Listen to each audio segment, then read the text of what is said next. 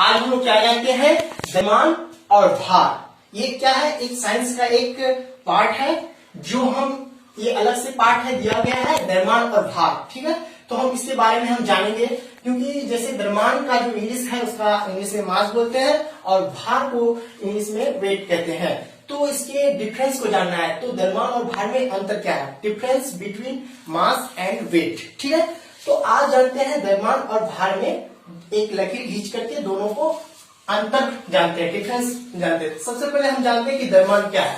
तो द्रव्यमान एक क्या है, एक भौतिक राशि है। क्या है, एक भौतिक राशि है। भौतिक राशि जानने के लिए देखिए, मतलब ये कलम लिख नहीं रही है, सही से दिख नहीं रही है, जिससे हम अपनी बातों को समझाने की कोशिश ज्यादा करेंगे, फोकस करेंगे। ठीक है, एक भौतिक राशि है। क्यों? क्योंकि हम इसको मापा, भौतिक राशि का डिफिनेशन ही होता है जिसको मापा या तोला जा सके, उसे हम क्या कहते हैं, भौतिक राशि कहते हैं। तो द्रव्यमान को हम माप सकते हैं, इसलिए हम इसे भौतिक राशि कहते हैं। समझ रहे हैं ना, द्रव्यमान को माप सकते हैं। जैसे हम कहीं जाए बाजार मार्केट में, अगर हम जाते हैं, मान लीजिए आलू है, आलू खरीदने जाते हैं, तो दुकानदार के सामने बोलते हैं सिर्फ मुझे आलू दीजिए, तो क्या समझ पाएगा दुकानदार कि कितना लेना है? ये बोलेगा कि पागल आया है, बोलता है आलू दीजिए। ये नहीं समझ पाएगा कि कितना चाहिए उसको। क्वांटिटी में नहीं बोल रहा है कि अंक में बोलना चाहिए, उसको डिजिट में बोलना चाहिए कि 1 केजी चाहिए, 2 केजी चाहिए, 3 केजी। वो मात्रा, क्योंकि उसको क्वांटिटी कहते हैं, यानी 1 2 3 4 से इंफिनिटी तक उसका मात्रा बोलना चाहिए कि 1 केजी चाहिए, 2 केजी चाहिए, 1 क्विंटल चाहिए। तभी वो अपने दुकानदार, वो उस ग्राहक को बातों को समझ पाएगा।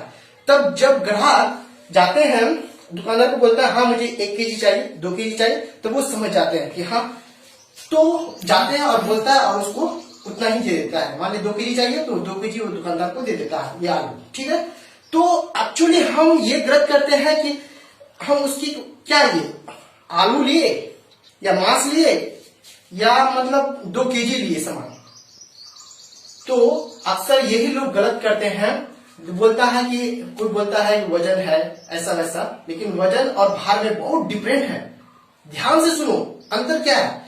हम इसका सिर्फ मांस लिए, आलू का सिर्फ क्या लिए, एक मांस लिए। 2 केजी आलू है, लेकिन हम इसका क्या लिए, एक्चुअली हम मांस ही लिए, क्योंकि मांस का डिफिनेशन होता है कि जिसको मापा या तोला जा सके, उसे क्या कहते हैं, भौतिक राशि कहते हैं। भौतिक राशि क्यों कहते हैं इसे, क्योंकि इसको द्रव्यमान को माप सकते हैं, आलू को। और इसका खासियत है, इसका हम केजी, इसका जो द्रव्यमान का जो मात्रक है केजी है, द्रव्यमान का जो मात्रक होता है वो केजी होता है, समझ लिए। और जो द्रव्यमान जो होता है हमेशा कांस्टेंट रहता है, कहीं भी रहे। ये आलू अगर यहाँ पृथ्वी के तल पर रहे तो इसका मान कभी नहीं बदलता है, और इसको अगर हम पृथ्वी में चंद्रमा के पास भी लेकर जाए तो इसका मान नहीं बदलेगा। अगर हम इसको अंतरिक्ष में भी लेकर जाए तो इसका मान नहीं बदलेगा, यानी द्रव्यमान का मान कभी चेंजिंग होता ही नहीं है।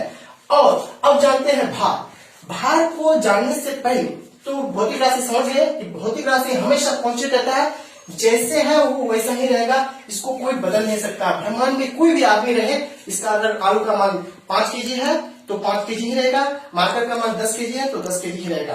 तो द्रव्यमान पूरी तरह से समझ गए। अब हम जानते हैं भार के बारे में। तो भार क्या होता है, एक्चुअली हम जैसे कि इस आलू को हम फेंके, ये कितने की ओर मतलब अट्रैक्ट किया, अपनी ओर अट्रैक्ट किया। कौन? ये गुरुत्वाकर्षण बल पृथ्वी के अंदर पाया जाता है, ये अपनी ओर आकर्षित करता है। जैसे ये आप फेंके, अट्रैक्शन किया, ये इसको जी के द्वारा सूचित किया जाता है, स्मॉल जी। इसका मान क्या होता है, 9.8 मीटर पर सेकेंड स्क्वायर। ठीक है, ये इसका मान होता है ग्रेविटी इसका।